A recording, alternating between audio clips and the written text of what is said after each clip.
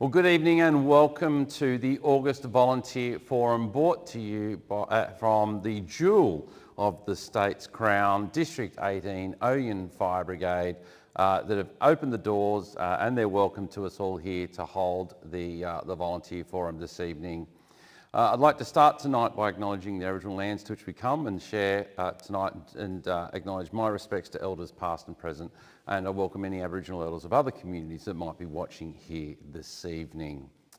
Well, tell us where you're watching from, whether you be Dee from Glengarry, Sam from Caroline Springs or Logan from Allensford. We would love to know where you're watching from. As I said, we're here in downtown Ouyen with a fantastic group of people.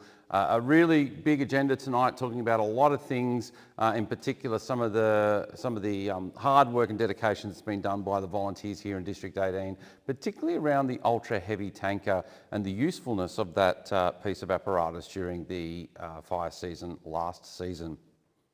I'd actually like to also start off this evening's forum on a little bit of a sombre note, and I would like to acknowledge both Detective Leading Senior Constable Neil Thompson and Senior Constable Vadim Dewart, who unfortunately and tragically were killed in the line of duty earlier this month. I will be representing the CFA at the first of the police funerals tomorrow, and I'll be sure to pass on all of our collective condolences and thoughts and prayers with the families, friends and loved ones of the fallen police officers. Our thoughts are with you and we stand in solidarity. Well, we've got a fantastic panel tonight. We'll be joined by our ACFO here in District 18, Gavin, Wright, Noela Barker. Now, Noela, you've got a lot of hats that you wear. Secretary-Treasurer of the local fire brigade. Correct. But you're also one of the fantastic BASOs that we have in the organisation. Now, there's two people that you need to talk to in this organisation to know what's going on. It's a DMO and a BASO, because those two people know exactly what's going on and all the tips and tricks. So I'm looking forward to hearing some of your thoughts throughout this evening. Welcome and thank you for joining us tonight. Paddy, Ouyen Captain, thanks for letting us come and invade your station this evening and bringing along the audience tonight. Looking forward to hearing to some of the stuff that you've been up to here locally. So thank you. We've got Emma Hicks and Leeton Ryan from Manangatang Fire Brigade. That's a bit of a tongue twister, Manangatang Fire Brigade. One of our rescue brigades out in this part of the world. But you've been across the other side of the country with me just recently. And we're going to talk about what you saw, what you heard, some of the things that you learnt at AFAC 25, and what we might be able to bring back into our organisation. So thank you very much. We'll also be joined on the panel this evening by David Manifold and Trevor Mills. So a really good agenda tonight, but let's see what's coming up on tonight's show.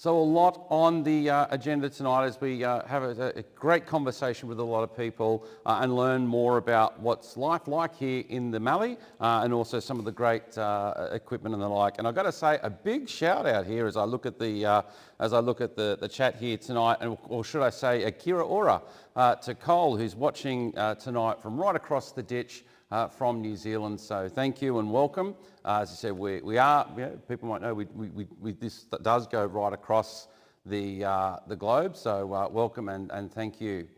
We've also got, as usual, a fantastic and quite handsome audience here with us this evening. So we'll give us a shout, people. Yay! Yay! They're an enjoyable bunch here in District 18. Welcome and thanks for coming along this evening and participating. It's great to have you here. Paddy, Ouyen Fire Brigade. Tell me a little bit more about the Fire Brigade and its history. Oh, I don't know where to start. We've probably got 30 odd active, 30 odd members, some more so than others. We've been around for We're the 1906, there you go. 106 years. 6-year-old, Wow. we're there a few years Wow. ago here. Centenary. New station about 12 years ago and pretty much got one of everything. Pumpers, heavy tanker, ultra heavy, ultra light, colour tanks, so cool room. So we've been looked after pretty well and yeah, turn out what we can. What sort of turnouts do you get? A bit of everything. Bit of everything? We Yeah. support everyone around the group. Anything from MVAs to house fires to help ambos every now and then, but recently there's been car accidents that, but a fair few grass and scrub fires, plus support the strike teams when we're available. And obviously a bit of a proud tradition there. We're seeing on the screen some of the trophies and winning. So does Ouyen have a running team at all? No, not anymore. That faded out. We had juniors, which Millsy looked after for a lot of years. They've faded out over the last, I don't know, probably 12, 14 years. But before that, they were fairly active, and a lot of those trophies are from some of the old blokes around. I think Millsy would have his name on a fair few of them, actually. No, very, very well. And so what does it mean to, obviously being an urban fire brigade in a really rural area, obviously so you support your neighbouring brigades, is there, like, do you sort of, I guess, feel a bit of an added pressure or a need to make sure that you are providing that support to the smaller rural brigades? Or? Oh, anyone yells out, we usually show up with the same thing. When we need them, they support us, so when it goes around, comes around. So yeah, no, that we can get out whenever there's something decent, they need BA or fans or anything like that, but yeah, like I said, they return the favour when required. What's the most, I guess, interesting or job that Ouyen Fire Brigade's done in your time? Yeah, well, we had a fire in the middle of the lake, I suppose, a boat fire down there, so we got called out of that and handled that somehow. Then that bronze wing down the road here that got fairly big there and fairly nasty for a little while, and in recent years we've had quite a few fires. The weather's been changing, hell of a lot, half a dozen changes in fronts and the firewall we've been fighting, just a few locally, north and south of town.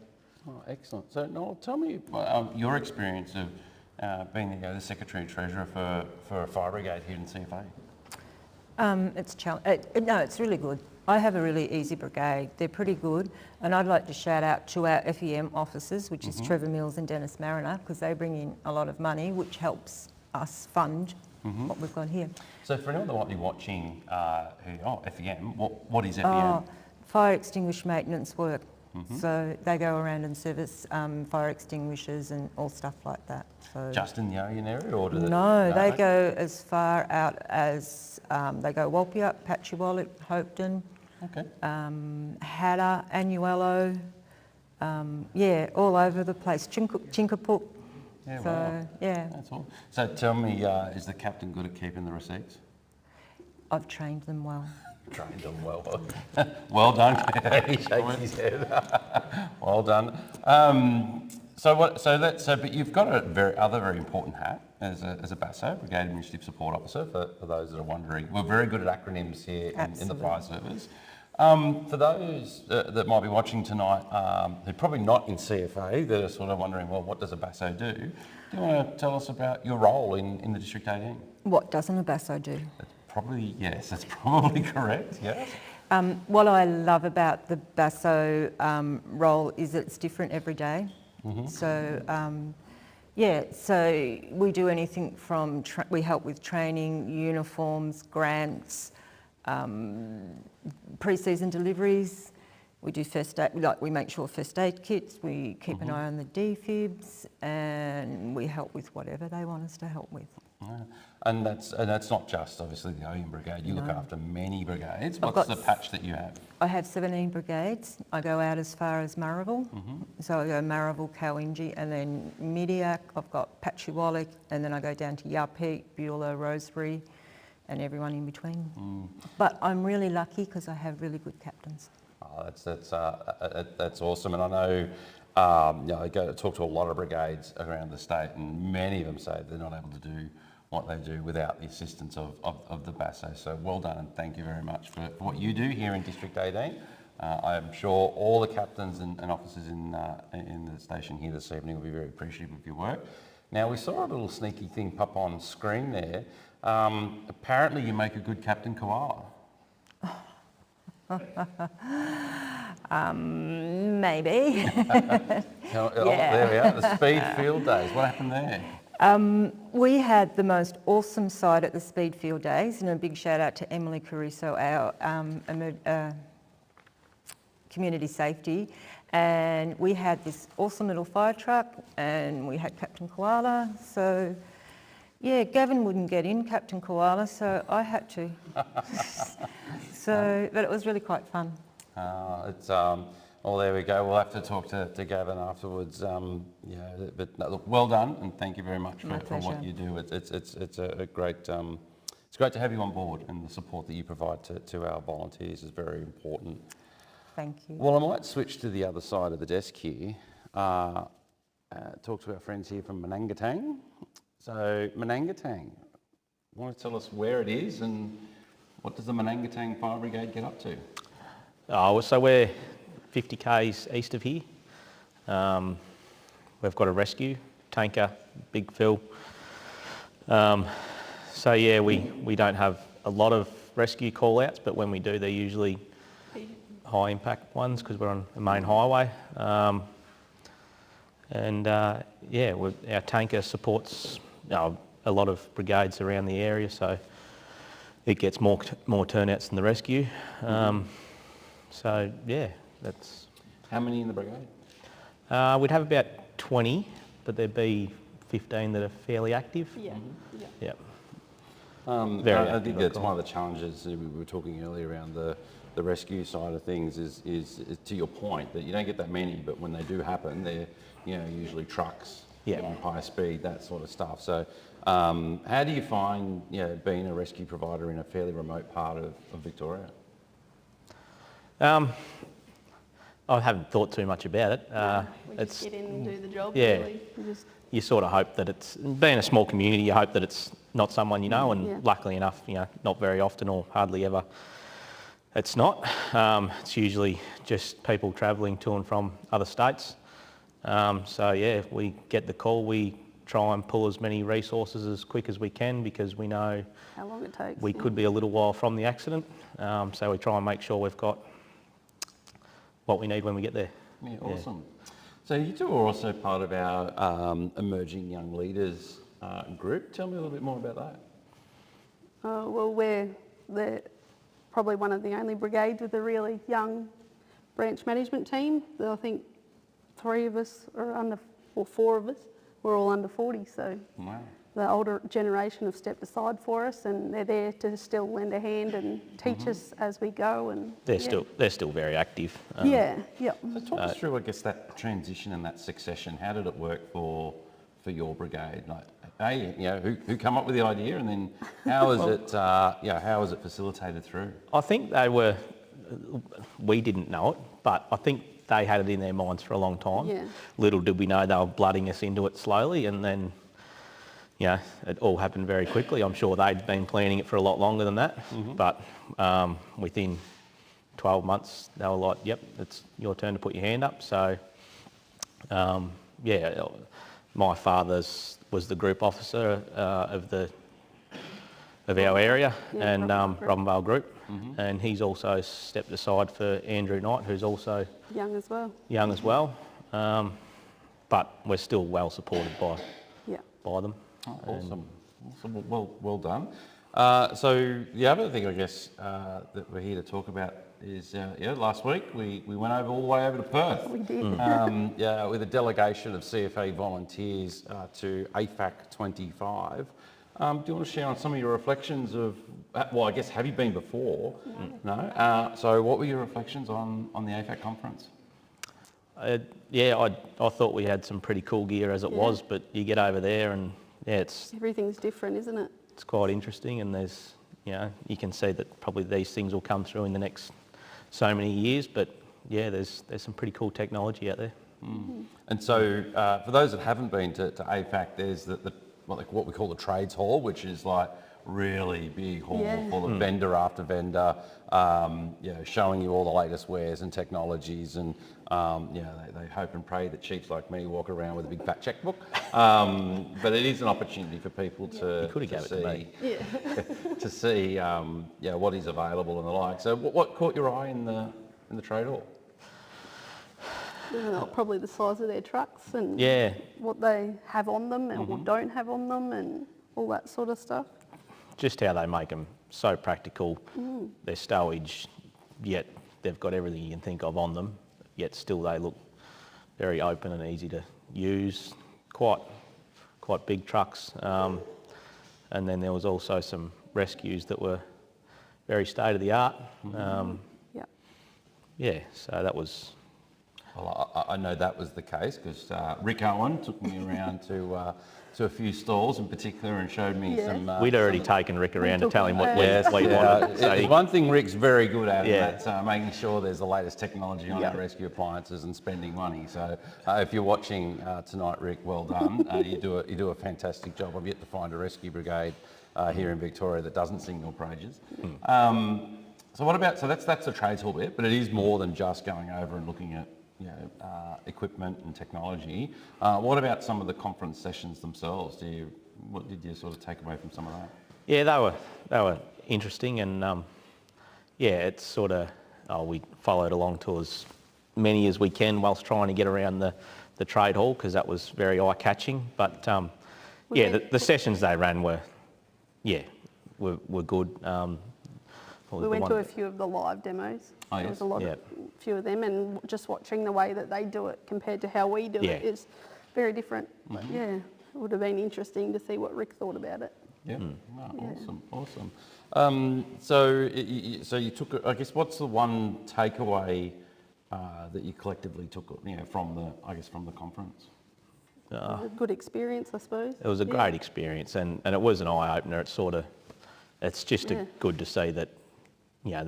People are always thinking a lot of steps ahead, and there's a lot of organising that goes into everything behind the scenes to, planes and air support and, supporting us and whatnot. That's what the sessions were about, and it was very interesting. It was an eye-opener. Yeah.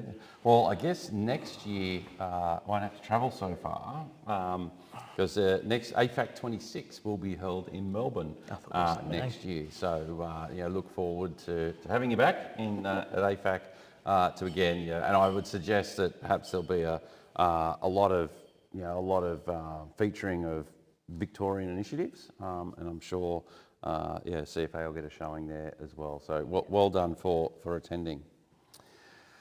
So I guess let's have a chat about the weather, what things are like. So Paddy, what's conditions like in the Mallee and Ouyen at the moment?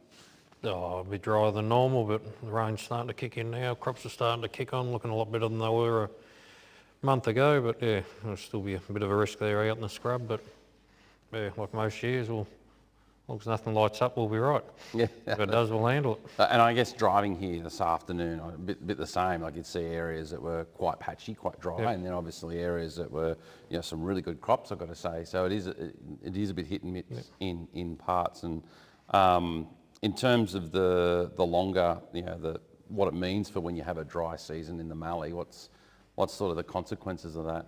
No, there's a hell of a lot bigger fire risk. More to burn and more ground we've got to cover. Yeah. But a bit dry year, a bit less crops, so hopefully everything's off a bit quicker. It's just, every year's a bit different. Yeah, because harvest really is probably a peak risk time for here in the Mallee, isn't it? Like it's sort of, in terms of when that's in full swing, talk to me, I guess, what a normal harvest might look like in the Mallee.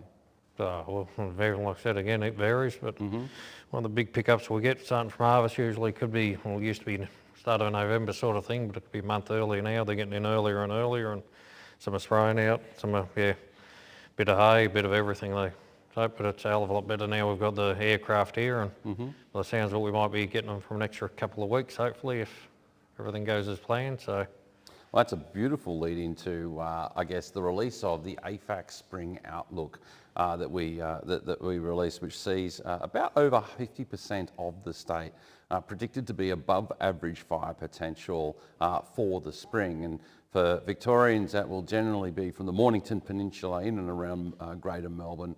If I describe it up to Bendigo, across then to the South Australian border, including the Mallee, Wimmera and Southwest and Central districts. So and that's based on the underlying soil dryness that we are experiencing across many parts of that state, but also the anticipated lack of rainfall over the spring period.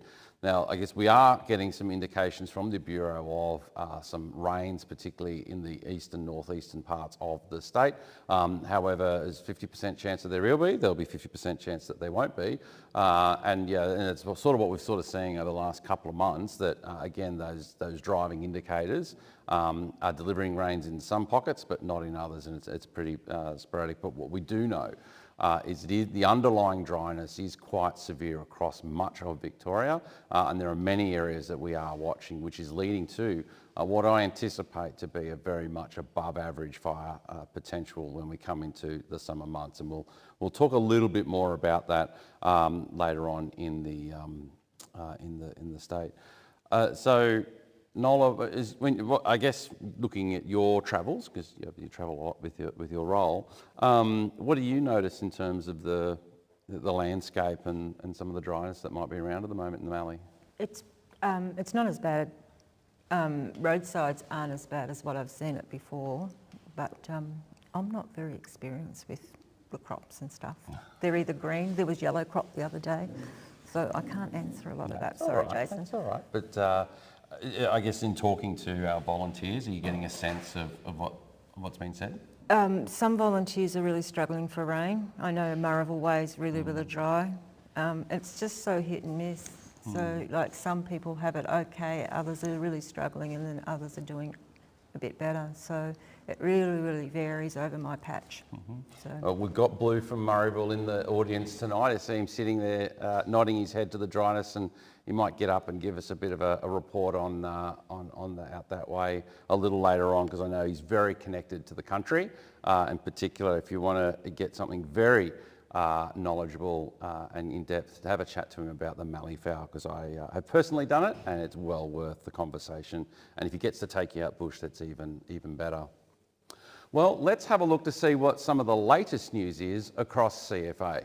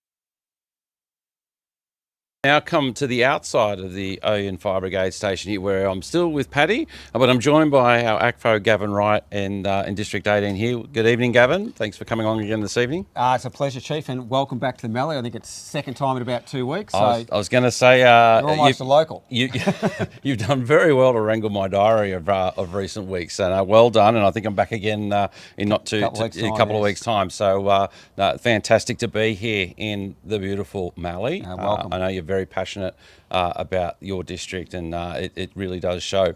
Well, we're out here looking at, I guess, two very interesting pieces of equipment, and an equipment that has done some real benefit to the community. Over the side here, we've got the prototype ultra heavy tanker, and then obviously where we are now. Do you want to step us through what we're seeing? Yeah, I'll just very briefly, I guess, talk about the journey of ultra heavy tankers. So prior to 2018, a concept that we didn't have here in Victoria at all, and probably the most water we carried was probably on about our 3,000 or 4,000 litre tankers at that stage. And CFA built two prototype ultra heavy tankers, one of which is here in front of us. And that one, it toured around, we moved it around District 18 a little bit, and then in the end we left it here at Ouyen, being centre of the Mallee, and it could go in any direction from here. So, and this prototype is 9,000 litre water tank. Unusually, the pump itself is actually mounted forward of the tank, which is a bit unusual in CFA. So the main differences, I reckon, between the prototype and the new one we'll have a look at the moment is 9,000 litre capacity, pump forward of the tank, and the drivetrain on this, although it's dual axle, only one of those rear axles is powered.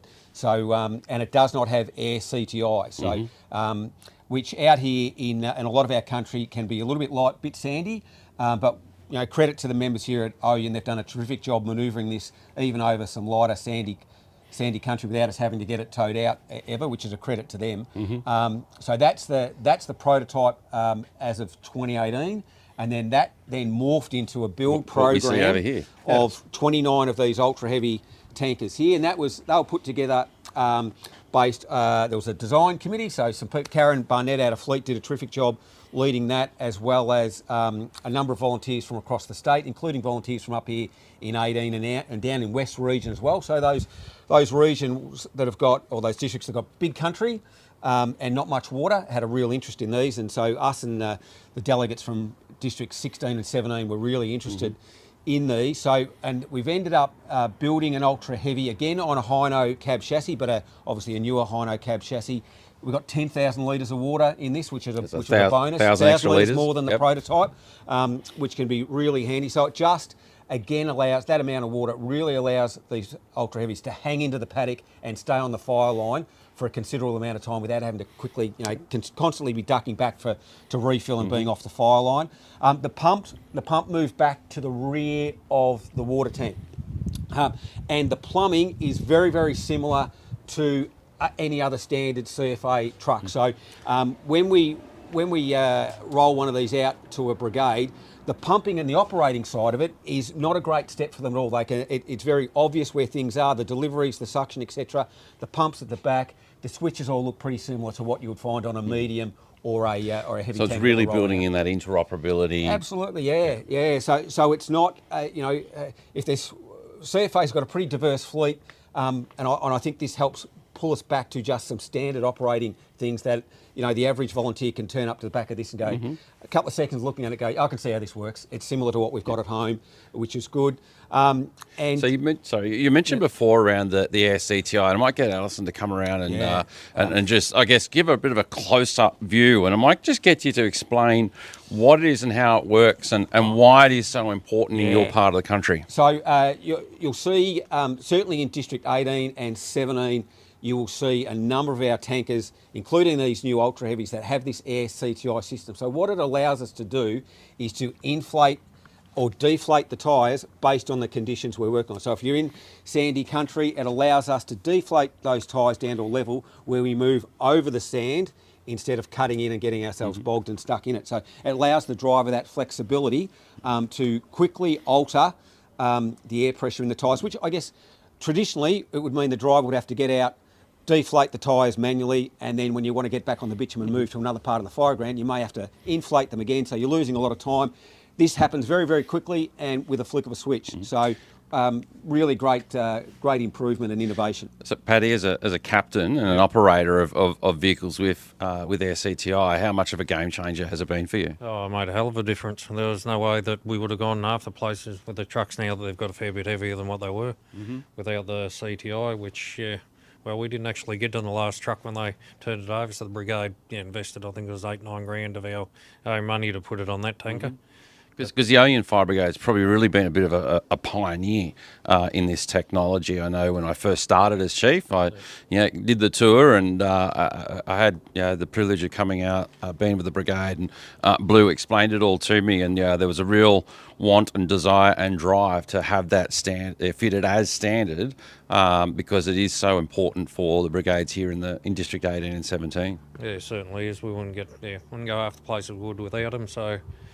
Yeah, used to, like Gav said, let the tyres down. Could take you 15 minutes to let them down. Then if you had to move, you could have been there for an hour, hour and a half, trying to get a compressor to pump the things up so you could get back where you had to be. All right, well, I'll let Gavin continue with the tour around the vehicle. Rear deck fighting.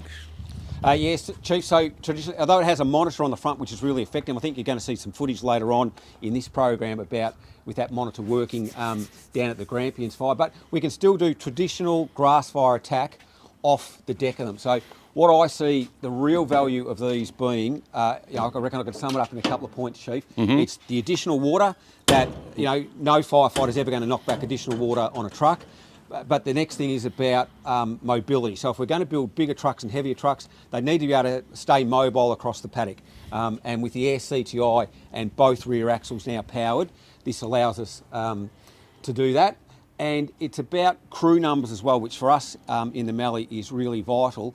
We can achieve, with a crew of 2, we can probably achieve the equivalent of 3 traditional tankers working this ultra heavy here with a crew of 2 can achieve the same. So it allows us to achieve more with less people. And I think as we can, we'll come and show the cabin here. And I think that's the real game changer again with it, isn't it? The CTI, but also the fact that it is less people, the monitor on the front, and you might be able to see the joystick there next to the passenger seat. And also that CTI operation up the top there, the top of the dash, that the people might be able to see the display there. Push button, flicker switch, and it does it for you. Yeah, it monitors the pressures, and away you go. Yeah. So I think the next challenge for us, and we had a bit of a go over the last fire season with these and got them out and chased a fair bit of fire with them. We're probably yet to see and explore the full value of these about what they can do with less people achieving more, and whether that be in District 18 or we travel away to a neighbouring district that perhaps got the big fire, we can come and do a whole lot of fire suppression without being a huge logistical drain on them, especially if we're working in an area where there's not a lot of accommodation. If you're bringing strike teams down, we can probably achieve as much as a strike team, traditional strike team, or maybe even achieve a bit more with only 12 people that need to be accommodated and fed rather than the traditional 24 or 25. And then if you think about, and we'll talk about it a little bit later on, strike team configurations and that sort of stuff, but you think a strike team of these, with the water capacity that they have, with the firepower they have, it must do some serious damage to a fire. We're bringing a lot of hitting power to that fire, and I suspect when they're operating well with experienced crews, I think we might find that other fires traditionally we've had to let go past us, we might well be able to pull it up, and who knows what we can save when we do that. Save someone's farm, save a township.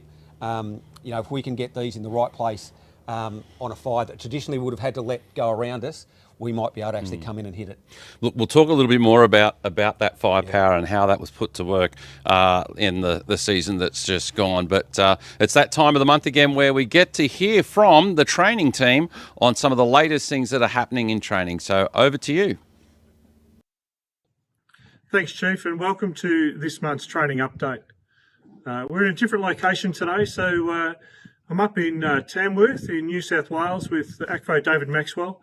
And we're having a look at a compartment firefighting prop that New South Wales Royal Fire Service use for their structural firefighters. Great opportunity to have a look at the prop, have a look at the operations up here and to see how the training facility works. Have a chat with the locals, and great hospitality. They've taken us through the props today, and I'm really thankful to New South Wales Royal Fire Service for their support. The prop that you can see behind me here is a compartment firefighter training prop. It allows us to instruct at a higher level for structural fire attack. Gives people a really good, solid understanding of fire behaviour inside a building. It'll take us to a different level, a higher level of safety around our firefighter training for structure fires. We've purchased 2 of these. They'll be slightly different to this. We'll have some thermal oxidizers on the top of ours to help with emission control, but essentially the same layout inside. They're on order through Europe. They'll arrive in and be commissioned by June next year. So we look forward to those being up and running both at Banghome and Central Highlands. That'll really give us opportunities both east and west of the state, particularly in that high-risk urban environment. So we're at the Northwest Area Command Centre, which is a part of the Tamworth Centre, which is also their operations centre. So they run incident control, they run their mitigation crews, their district headquarters, but also run training. So I think we're pretty fortunate in a way that our training campuses are standalone, rather detailed campuses. The New South Wales model is more around smaller props, local activity as a part of their district office. So a little bit different. Really pleased how much work they can get done in such a small facility, but it works out really well, and the volunteers here are really happy about it. So great new facility, about 3 years old. Good to have the chance to have a look at it. So this prop here is a gas fire training prop that RFS use at Tamworth for their internal fire attack. It's got a range of scenarios. It's been through the same company that will provide our compartment firefighter training. Something we're also having a look at, potentially in other locations across the state into the future. Really good facility, gas controlled. One of the local members here operates it. Really good brigade involvement. It's got a kitchen, it's got a number of shelves, TVs, beds, things that readily catch fire in our structural environment, and is able to simulate flashover as well. So fairly simple to operate, but a really effective tool for structural firefighting. So we've made our way up to Corindi, which is northwest of Tamworth. Just having a look at another training centre. We'll put some photos up in the background. Another district headquarters, and we're here with Nick, Inspector from Corindi. So thank you, Nick. Thank you, sir. Nick took us around the Tamworth compartment firefighting prop. So really appreciate the time we had with you today. It's been a fantastic opportunity for us to understand how you do business.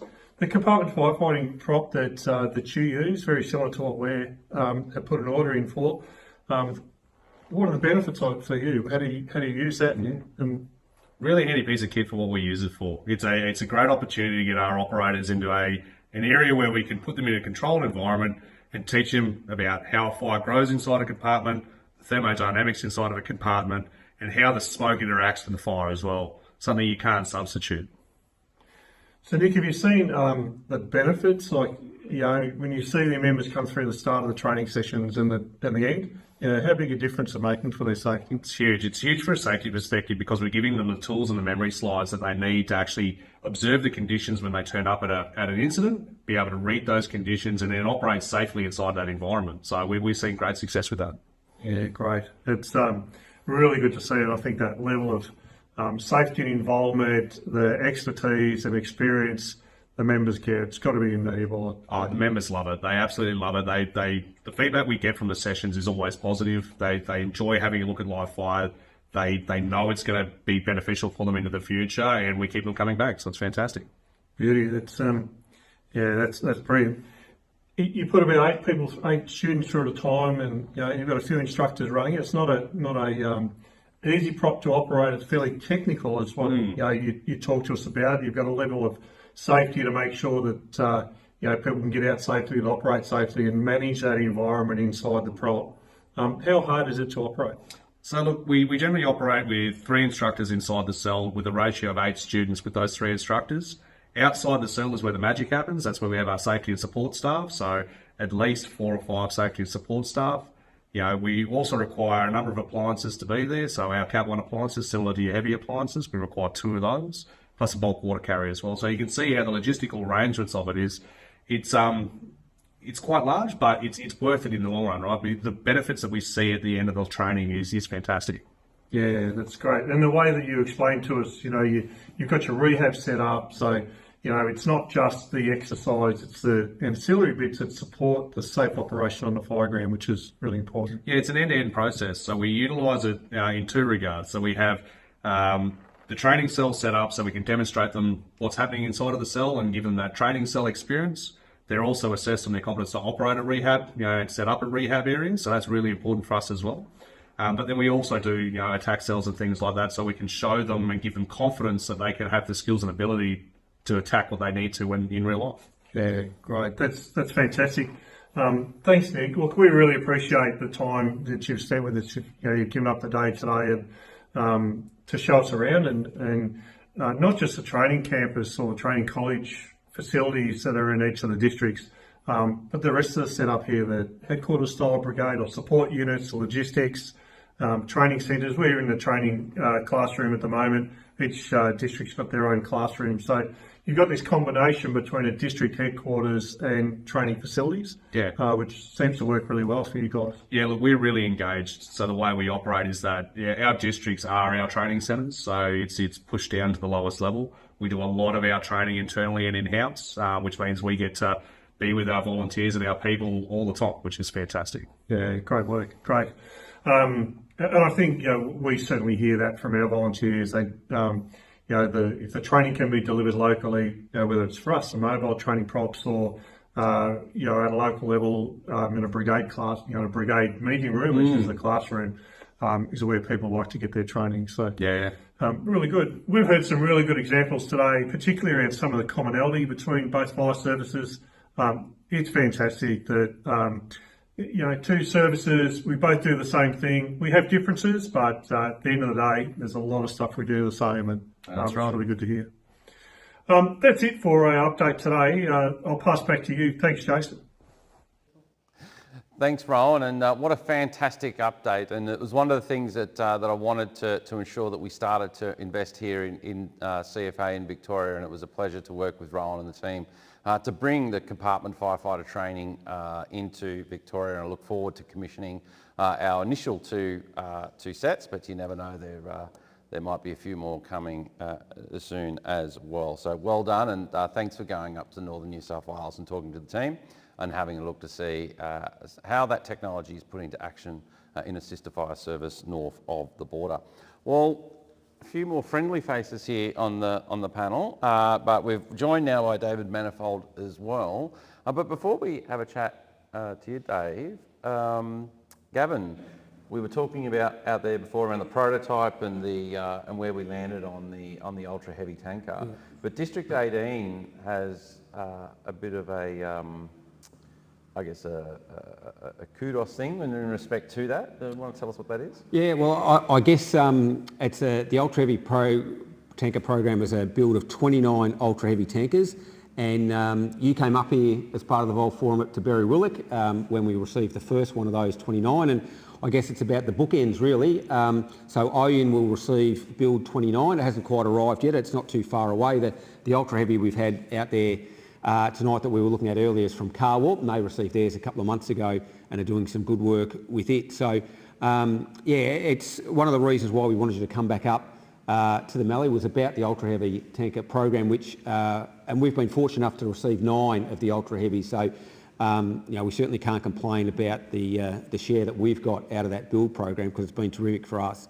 But yeah, I think it's just about really the bookends of that program. But you came up with the volunteer forum at Berry Willock, which I think still holds the record for the most viewed volunteer forum so far, maybe only to be beaten by tonight's. Hopefully no other district knocks us off. But yeah, I think it's just really about, yeah, with the beginning of that program and now as it comes to the end, it's a chance, I guess, to share that with the audience and probably, you know, myself as the Assistant Chief of the district, and on behalf of my volunteers, probably just to thank CFA for the share of the program that we did receive up here. We're very grateful, and we will be putting those trucks to good use. Well, and speaking of trucks to good use, because that technology was specifically designed for this part of the state and has been put to fantastic use by our volunteers. David, last fire season we had Grampians 1, Grampians 2, Little Desert Fire. You did something special with a strike teams of these ultra heavy tankers. Do you want to tell us a little bit about that? Yeah, so we were, I suppose, we're given 4 days, I suppose, notice that we were going into the Grampians on Boxing Day, which sort of worked really well for us. Everything sort of slotted in perfectly, all the planning, everything else went well.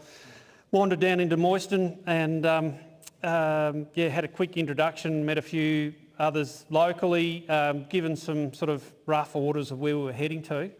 Got ourselves onto the fire ground. We're there for sort of roughly half an hour or so. And with that, out came the fire. And we ended up with 2 fronts that essentially we fought our first one, which sort of essentially contained it into the trees. And then sat back and waited for our second one, which essentially jumped over us. And this is the footage you can see now that as we're running it down, putting it out. So, yeah. So was this Boxing Day? Yes. As we know, it was to be frank, a very horrendous fire day across Victoria and that part of the state. So it came out of the Grampians there into the open grassland. Into the grassland there, just off the Moyston Dunkeld Road. Yeah. Mm-hmm. Yep. So talk me about, I guess, some of the strategies that you put into play with a strike team of these ultra heavies. So essentially, it was just each truck was sort of running down. We had multiple spot fires that came through.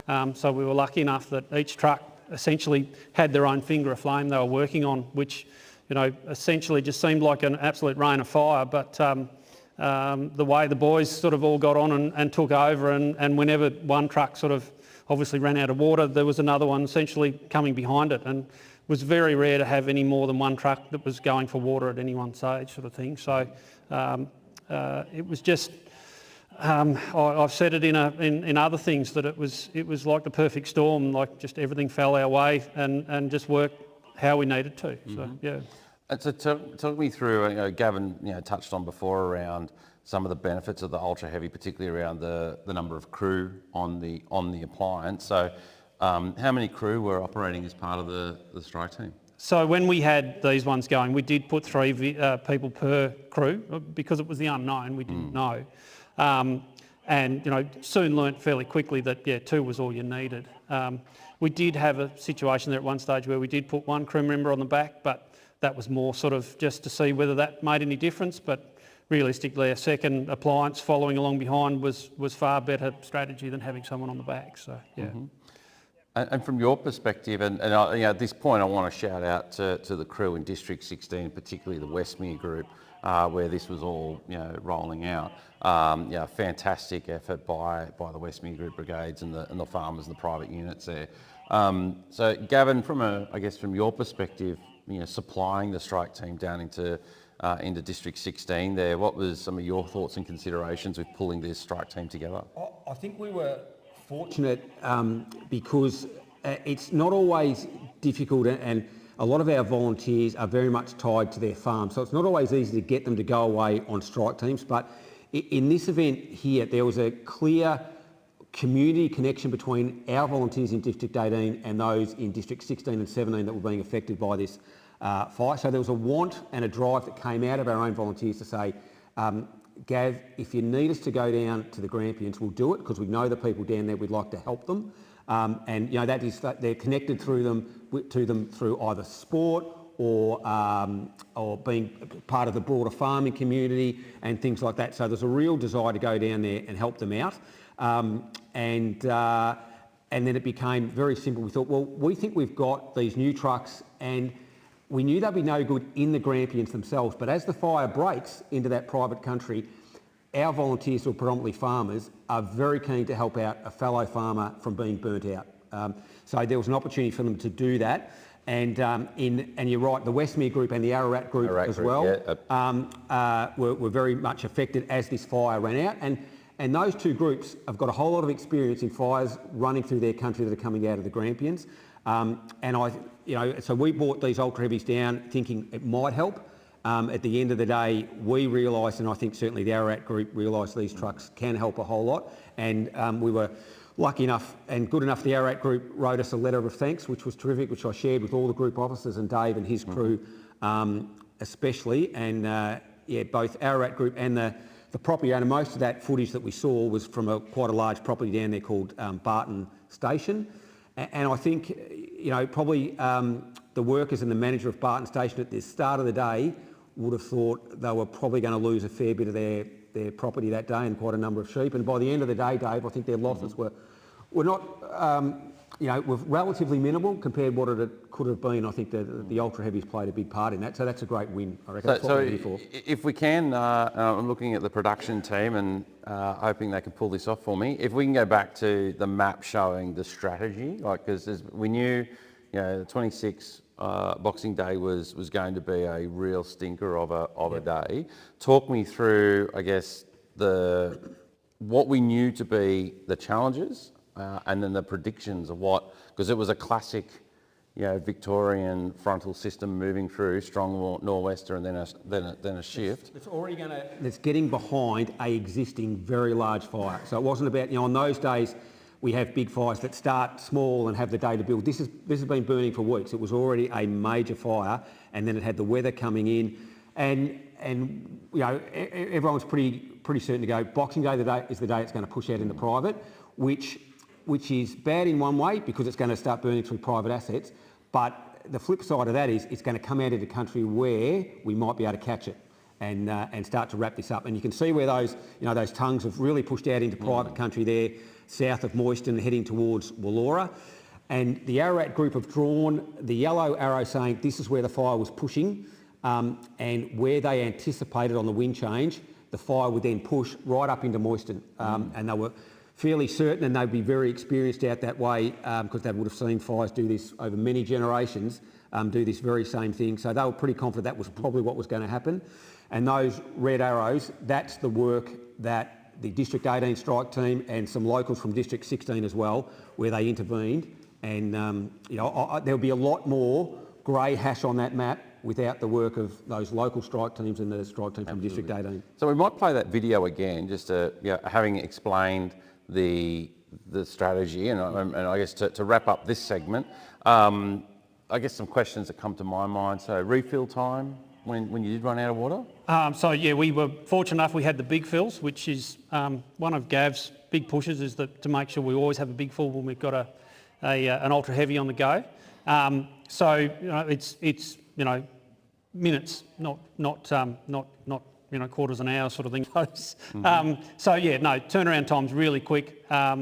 We did take a bulk water carrier with us as well, but learnt pretty well that that's great, but when you're dealing with 10,000 litres of water, it doesn't take long to empty the bulk water carrier of 11,000 litres. So you are in yourself a little mini bulk water carrier. Yeah, exactly. Yeah. So we sort of that was an education in itself. But so the big fills are very much key with these machines and a major part of how we do the firefight once we get on the fire ground. So.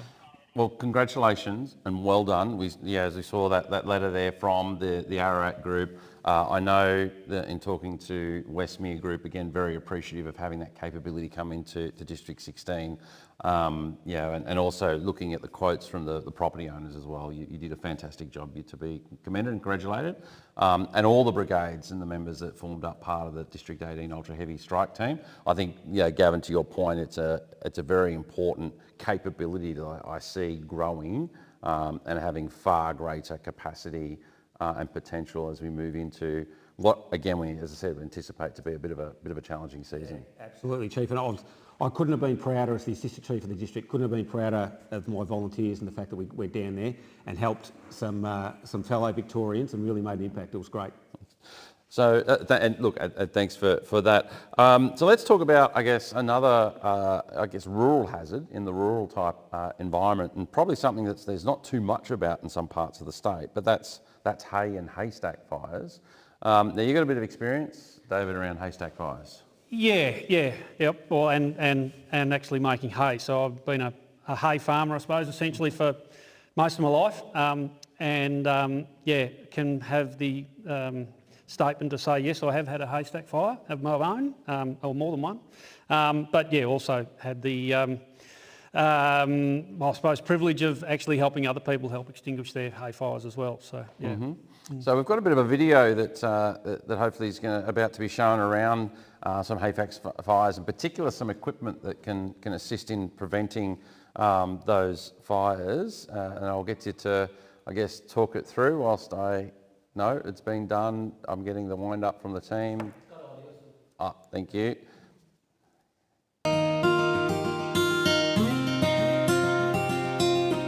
Well, I suppose on the CFA front, I'm a Jeffcott member. I'm the Buloke West group officer, and I'm a farmer who I farm 1,600 hectares of cropping ground by myself, and I run another 800 hectares of grazing, and we do oat and hay, legume hays.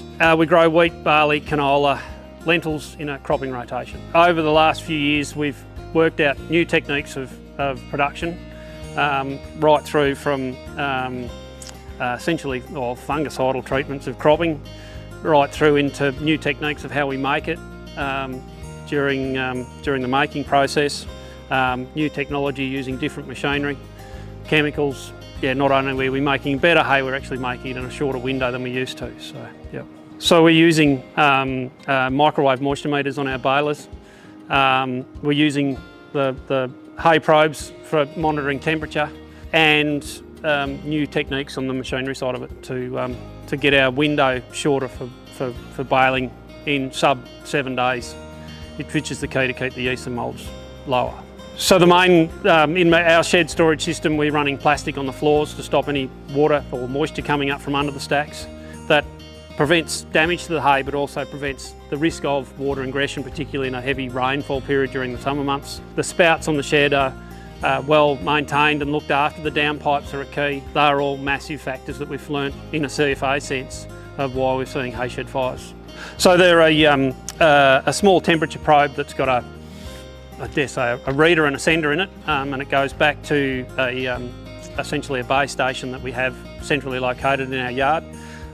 So there's 20 probes that I run in 2 different sheds here. They're brought into the country by a company called FarmScan in Australia. And I'm not sure, these are the only ones I know of. I don't know whether there's other types. But really good way to find out what your temperatures are on any given moment. So I can look on an app on my phone and can tell me exactly what my temperatures are. But they'll also alert you to a certain parameters you want, and I have these so they alert me at 40 degrees and 50 degrees if we have that sort of situation. But at any time of the day or whatever, you can open up the app and see what the actual temperature are your haystacks. So, and we'll generally put these 10 per shed, scattered across the shed in different areas, but more than likely in the higher risk areas at the back of the shed where you obviously can't see and the ventilation is low. So yeah. Well, David, thank you for taking us through your operation there and some of the tips and tricks for managing, obviously hay production, hay storage, and the like. I'm really taken back by those probes. There's some fantastic there, and obviously real-time data and insights to the temperature of your haystacks. Yep. It's got to be a game changer for you. Yeah. And the technology just keeps moving constantly. Like what we've seen in the last 10 years has been phenomenal. But yeah, one of our main ones is our Gazika moisture meters, which are a microwave moisture meter on the chambers of our balers. And that sort of helps keep us know exactly where our moistures are at any one time of our baling operations. And also, if we do get a spike, it's got the ability to paint dots on the bale so we can keep them out of the stack and then not have an issue with fires in those individual bales. Wow, that's awesome. So I guess for anyone watching that's that's not a farmer, I guess, and not to talk us through, I guess, how haystack fires come to be and why all this technology is so important to ensure that it doesn't catch fire. So essentially a haystack catches fire generally when either it's baled too green or too moist. Yep, too wet. Too wet, which can be either too much rain moisture or too much sap moisture in the plant. And the other way we're seeing of recent time, and we're learning a lot more about it, is essentially people can make hay perfectly, but then if they're not storing it correctly, we got water coming up under the stacks or on top of them, and because of the volatility of particularly a drought type hay, it catches fire very fast by just the rainfall coming on it. So as much as the contractor or the hay farmer has done a really good job of making their hay, essentially in the storage situation is where we're seeing a lot of things come undone, particularly 6 weeks after haymaking period. And for those at home, that the chemistry lesson here around it's creating that spontaneous combustion, because that internal heat generation is a result of that compact in that moist environment, and in a lot of ways, it's composting, isn't it? On an extreme scale. So So we're now using chemicals now too, which we use a chemical called Hayguard, which actually eats oxygen out of the bale. Wow. So it's actually taking that oxygen out of the combustion triangle. So it's pretty cool what some of the stuff we're seeing. No, that's awesome. And I was talking to you before around setting you're able to set the watch zones and the like on the hay probes, and alerts you when it gets too hot. Yeah, if it gets too hot. The key is it's not supposed to. So so it's a good fail safe is the key. But it's also there for the fact that if it does, we know. So And you mentioned to me a little trap for young players is where not to place the probe.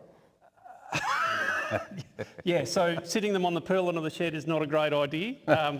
When they hit 100 degrees and the sun comes up, it makes you panic when you're a good couple of k's away from the shed. Well done, and I think that's again we talk about using technology in a firefighting sense, but it's also about technology in our farming practices and how our farming practices are evolving and this is a good example of the fire safety aspect of it, coming together with the farming practice to deliver a safer output. And because hay's not cheap. No. And Chief, I think you're absolutely right. We're not in CFA just about suppressing fires, we're about preventing them. So if we can engage in conversations with people who are producing or storing hay and have got tips, or we can guide them to somewhere that'll prevent fires or reduce the likelihood of them, we've got a clear obligation to do that. And the technology and innovations come a long way from the old stick a crowbar in your haystack, and if you feel the crowbar heating up, you might have a problem. With what Dave's talking about today, technology's way ahead of that. Yeah, and if you can't hold the crowbar at all, you're in serious trouble. You're in real trouble. Exactly. Well, look, thanks, David, for coming along and talking to us about your ultra heavy strike team, and also giving us some insights to some good farming practices around haystack safety. And some of the advances in the primary industries environment to ensure a better outcome for community, but also for our primary producers as well. So thank you for coming along. We might now hear from Wayne Depler, who's the captain of the Morwell Fire Brigade, who's got an important message about some of the activity that they've done around working with children's checks. Let's see what Wayne has to say.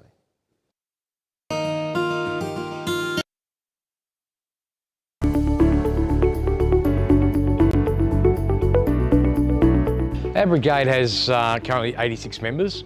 That's life members, our juniors, also our ladies auxiliary. So we've got a few in there. We've got 30 active firefighters, and our juniors we've got about 16. Yeah, we're very active with the community. We've really brought back into this brigade to the community is the most important thing of anything. We don't have an area like we used to with the FRB changes, but we look after a lot of places around the community, and that's what we intend to do. As part of the BMT, we made it a policy that every member in the brigade had to have working with children.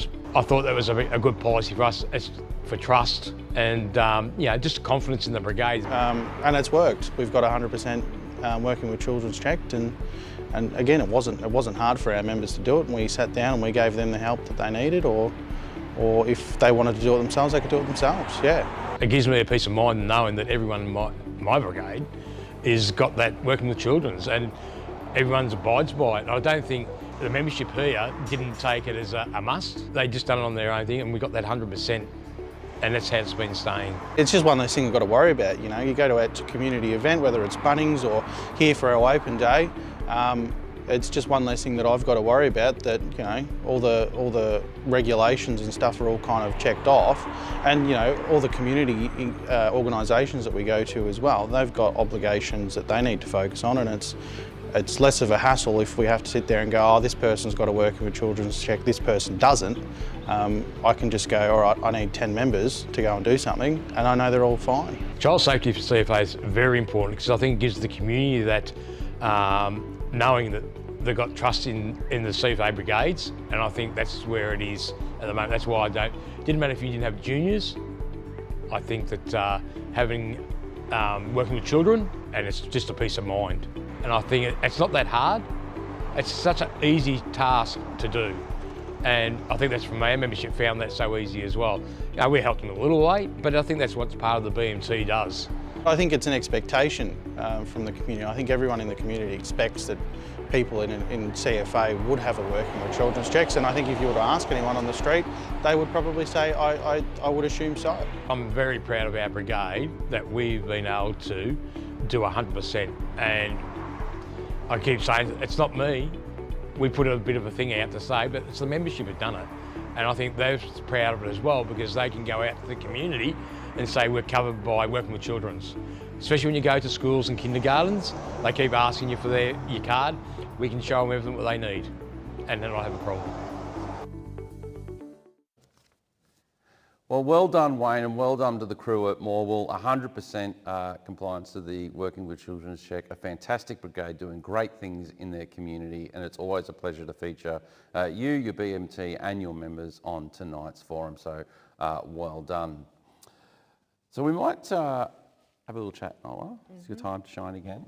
I know I've been talking to you a bit tonight. It's all good. So, Speed Fire Brigade Captain, Mr. Phil Down. Mr. Phil Down has a little special Talent. Yes, tell us about it. He's one of my awesome captains. He's also a photographer. He does do it professionally, but he's so kind as he gives me all these photos to share. So when Phil's not busy fighting the fire, he'll have either his mobile phone out usually and taking some absolutely amazing photos and sending them up to me, so which I've shared. Mm-hmm. And so what are some of the photos that we're seeing here? They're from the Little Desert Fire that Phil went down on a strike team, and there was a fire out at just out of Ouyen at the Kokamba Road fire, which was a really busy day in February this year. So he took some photos there. Oh, wow. And in terms of like some fantastic photos there, like it really just does show what it's like to be, you know, in a firefight for our rural brigades. Particularly, you know, the Little Desert Fire was quite a savage fire there. Gavin moved, you know, something I think about. Really fast, yeah. And District 17, I thought, did a terrific job with that fire. It covered about 50,000 hectares in an afternoon, and then for the next 2 weeks kept wanting to push out of the park. Yeah. And as I said, just the imagery of the fire trucks, you know, the volunteers there, you know, standing tall, ready to defend it all. It's fantastic, and I guess having they say that local resource and professional, because the reality is our volunteers, you know, have other lives. Yeah. They're farmers, they're photographers, teachers, lawyers, you know, bakers, candlestick makers, and that just brings that unique skill set into our organisation that obviously, as we can see, is put to use. Don't be surprised if Phil's laying on the ground with his mobile phone taking the photos. So he's very passionate about his photography. No, well done, and congratulations, Phil, for the photography that you've done. It's a fantastic effort, and I know many of your photos are probably used not only in District 18 but right across the organisation, and deservedly so, because I've got to say they are absolutely fantastic, and you'll give Blair from Melton Fire Brigade a run for his money if he's not too careful. Well, thank you, Noela, for telling us about that. As I said, it's fantastic. I might just quickly come back to you, Gavin, because we've got a bit of a paper here in front of us. The CFA strategy on a page. It is available on members online. It's a one-page document that outlines our mission, our vision, and where the CFA board is looking to take us in the next 12 months or so. That's at the corporate strategy level. Do you want to touch on, I guess, how you translate that into, into local actions and initiatives? Yeah, look, I think our district and my team at the district office have been really active in the space of generating a District 18 work plan that picks up on these key themes and goals, and we have a look at everything we're doing within the district and everything we want to do, and then we find pretty easily that all those activities align to one of these goals, and it just reinforces why we're doing it and why it's important that we do it, or if it's an initiative, why we start picking it up and saying that's something additional we need to do next year because it will come under one of these goals. And I think it helps us align. We can all stay busy in CFA, but we want to make sure that when we're busy, we're not running around in circles. We're moving from one point in time to another. The community, the risk environment is changing in the Mallee. We need to move with it. And if we're just moving around in circles, we won't make that transition. We need to make sure we do. So having a work plan and having these goals and CFA's mission statement and vision at the top of that, make sure that we're working hard on the things we should be working hard on. No, it's a really good strategy, and what you've done here locally to put, as I said, the board's corporate strategy and vision into real action across the district here in District 18. So well done. As we've touched on a couple of times this evening, we are anticipating an above average spring fire potential for over 50% of the state of Victoria. And if that trend continues, I expect much of the state will be above average fire potential as we lead into the summer months. And that is why we're launching this year our Get Fire Ready weekend. Let's have a look to see what that might be all about. We were confident we'd done everything right. We had that tiny bit of doubt that made us think, that if something had gone wrong, that we would have been stuck, especially given that there's only one road out for us and we needed to go. Yeah, my initial thought was to stay, and I probably regret that now, seeing how severe it was and how fast it came. I don't think I'd be doing that again, that's for sure. So, if you think you can stay and save your house, you're just gambling, right? Even if you've got sprinklers, even if you've got good hoses and you've got fire pumps, and you've got everything that you think you can do to stay, you are actually still going to be rolling the dice.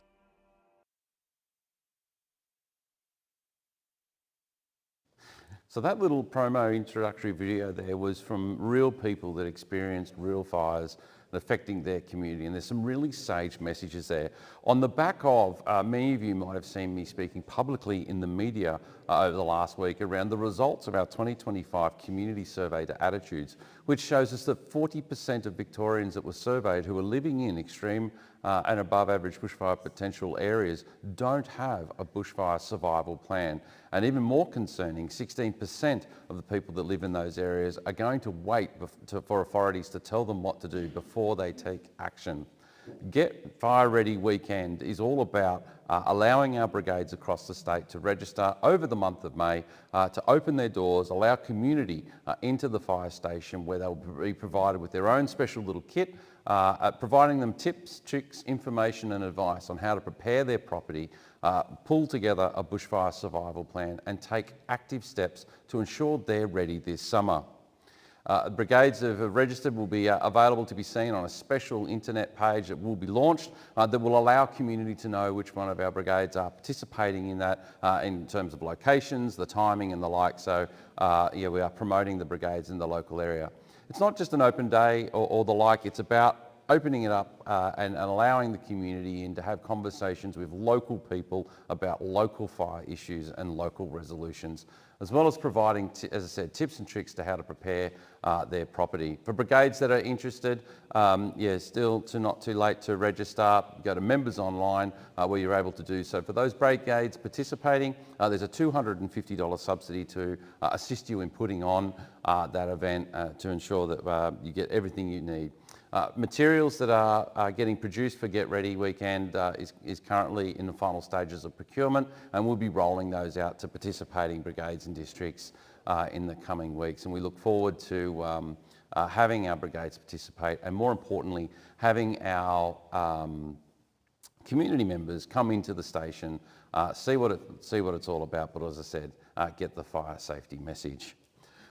Well, it's that time where we get to answer a couple of questions from both our audience but also online. I do have one answer. Their last volunteer forum at the State Logistics Centre, we had a question and a lot of conversation around the backlog of structural PPC issue, and Madison Brown gave an update in respect to what they're doing in the State Logistics Centre to make sure that they're getting those orders out. Well, I'm pleased to report that we've got much of the backlog out now being issued, and the final bit of those orders will be distributed in the next 2 weeks. So I want to thank Madison and the team, Chris at SLC there, for doing a fantastic job and making sure that, that our volunteers are getting the essential equipment that they need.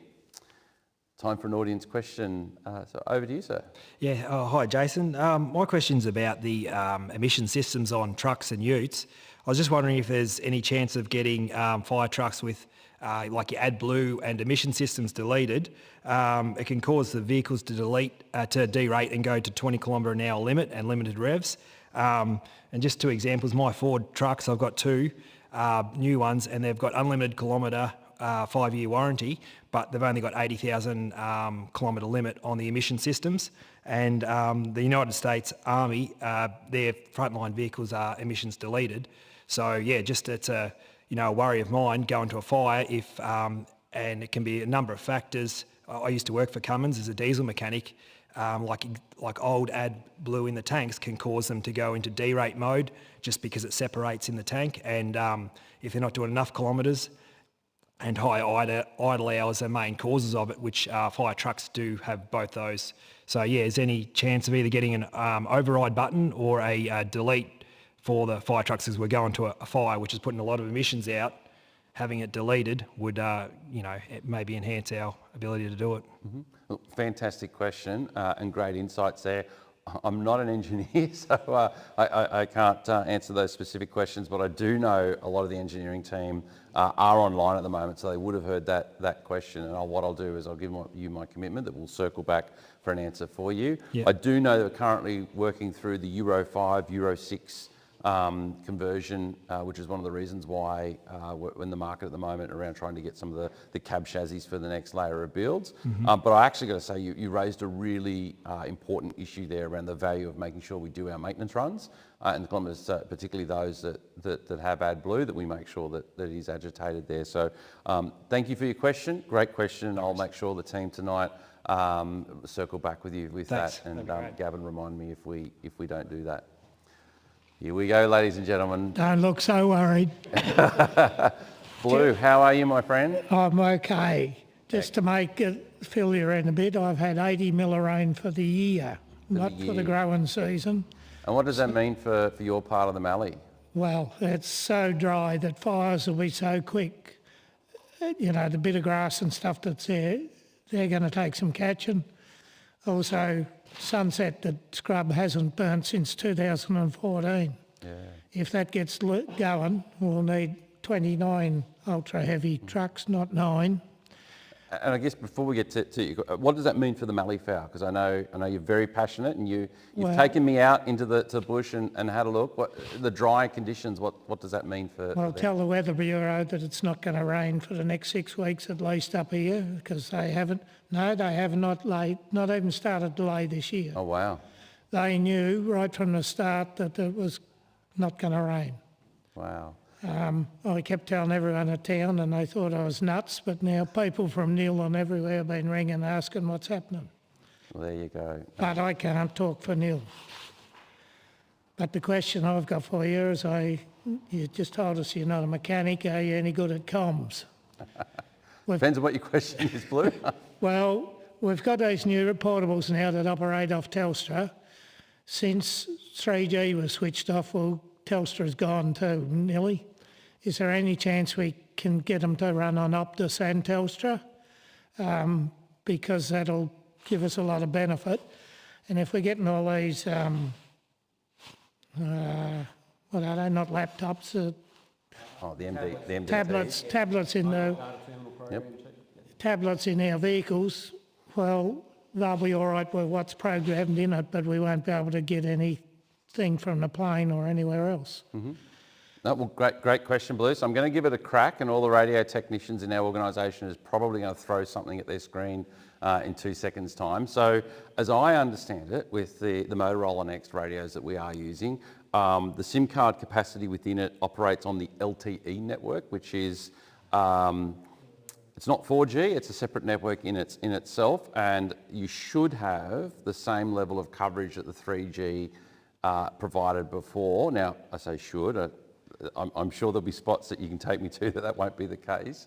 But I think it's a great question in relation to the multi-network capacity of that, and that's one that I can go back and take and ask Shane Peacock and the team. But certainly, anything we can do to try and get you better coverage where you are is something we should be exploring. Well, Gavin put a booster in our utes, and I get 2 bars if I'm lucky now off Telstra. So we're wasting your money if we don't do something to improve. And the is that system. affecting is that affecting the radio? Like, is it working still or not? The radio will work wherever I can get a Telstra signal. Yes. But that's only straight down the highway now. It doesn't go out the bush at all. So I bought it up in Melbourne on Saturday, and so the comms department down there should look at it, but I want you to be forewarned so you can stand on some toes. It appears that the Optus network is expanding out here in regional areas where before it was, Telstra was probably the big player. Optus has really expanded its network as well. So if there's an option there to give us the either, it might improve our comms. And look, I'll go back and ask the question. The other thing I know we are doing is an expansion of our Starlink services, so the installation of Starlink into FOVs, MCVs and the like. And one of the benefits of the Next radio is also having its ability to use not only its the radio waves, but also the LTE network, but the Wi-Fi network as well. So if we can establish a Starlink connection of an FCV and then have your radio affiliate to whatever network is available, that will give you satellite coverage. So I'll go back and ask the team, Blue. I can give you that assurance. And for anyone at home that's wondering, Murrayville is where he's from, and it is quite a very remote place, a beautiful part of Victoria, and I encourage everyone to at some point pass through Murrayville and have a look and say g'day to Blue. Trevor. Evening. I've got a concern. I think the CFA is doing a really great job in a lot of areas, but I think we're failing to get volunteers into the CFA, and especially juniors. Manang was obviously an exception to the rule. They're doing extremely well. But in fire seasons just recently, you see the people on the back of the fire trucks. They're all silly old buggers like me that should be well and truly retired, but we just haven't got the numbers to do that.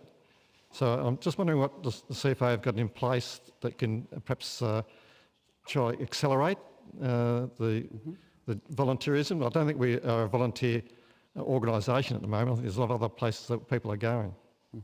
No, great question. And I've got to say, for Scott Purdy and the team at APC, that was not a Dorothy Dixer.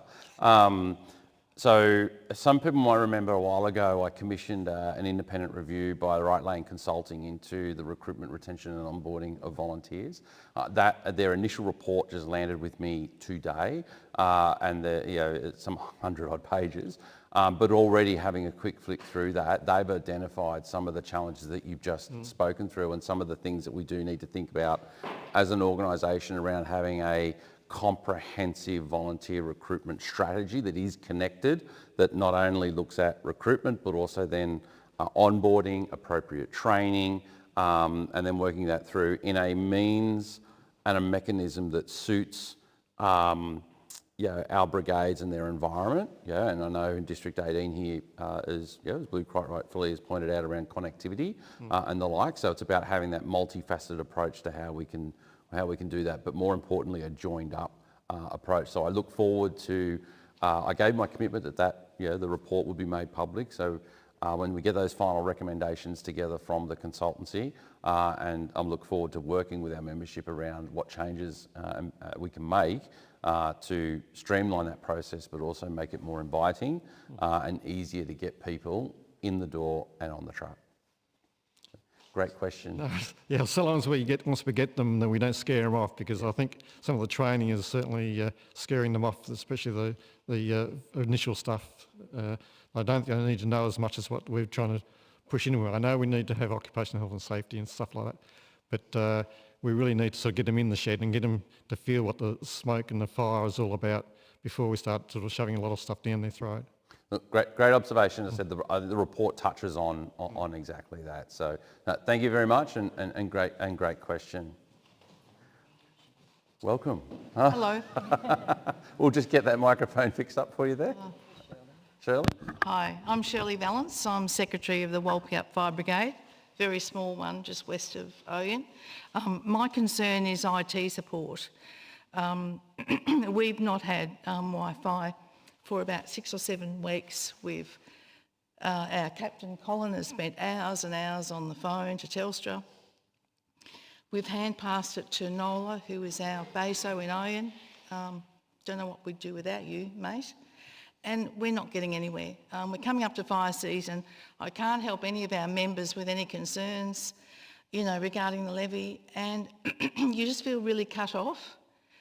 And there doesn't seem to be a pathway that we can get some help.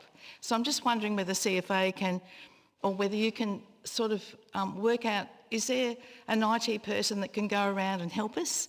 We don't have a lot of good coverage in our area. So if we're going to help our members, we need you to help us. So can you take that on board and see what you can do? Absolutely, and I'll talk to Noela and I'll get the details, and we've got some fantastic CTSOs, and I'm pretty sure the team will be watching tonight, so they've already got their heads up that the Chief will be chasing tomorrow, and we'll see what we can do about your Wi-Fi and your internet.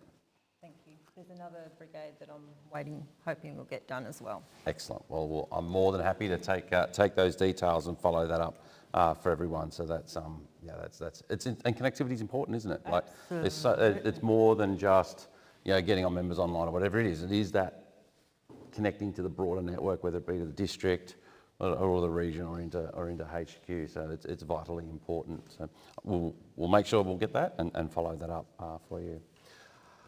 So in other items, some of you may have seen an email come out from us around psychological safety. It's a survey that's been conducted by CFA to gauge how we are going to go in terms of the new psychosafety regulations that are coming in. I actively encourage everyone to take part of the survey. The more people we get within the survey, the more information it provides us. It will be facilitated by Converge, our external provider, which will be pulling all that information together and providing that detail to our teams. I've done it myself. It doesn't actually take that long. We've said approximately 5 to 10 minutes. It's quicker than that. And also the responses that you give are entirely confidential and de-identified to the organisation. So I absolutely encourage everyone, if you want more information, that is also available in hard copy. So it's not just, we just spoke about connectivity. So if you are having troubles in getting the online survey, it is available in hard copy, and you can get that by accessing the wellbeing at cfa.vic.gov.au. And if you want more information, please reach out to your district office or go to members online. Well, it's been a big night. We've spoken to a lot of fantastic people and we've heard a lot of great efforts here in District 18. I want to thank each and everyone for taking part in the forum tonight. There's been a lot of guests, and I want to thank our BASO extraordinaire, Noela. Thank you very much. Paddy, our captain, thank you for coming on tonight and letting us have the station, but also talking you through the ultra heavy tankers. David, thank you for your insights on the strike team using our ultra heavy tankers and importantly hay safety and fire safety. Gav, always a pleasure, my friend. Oh, thanks, Chief, for coming up, giving some time. You run a sharp show here in District 18, so well done to you. And likewise, Leeton and Emma, thank you very much. The Manangatang crew, they do some fantastic work and keep us all safe on the roads if we ever find ourselves in a bit of trouble. So it's been a fantastic night tonight. I want to thank absolutely everyone for your contributions. That's a wrap, I guess, and thank you very much. Go well and stay safe.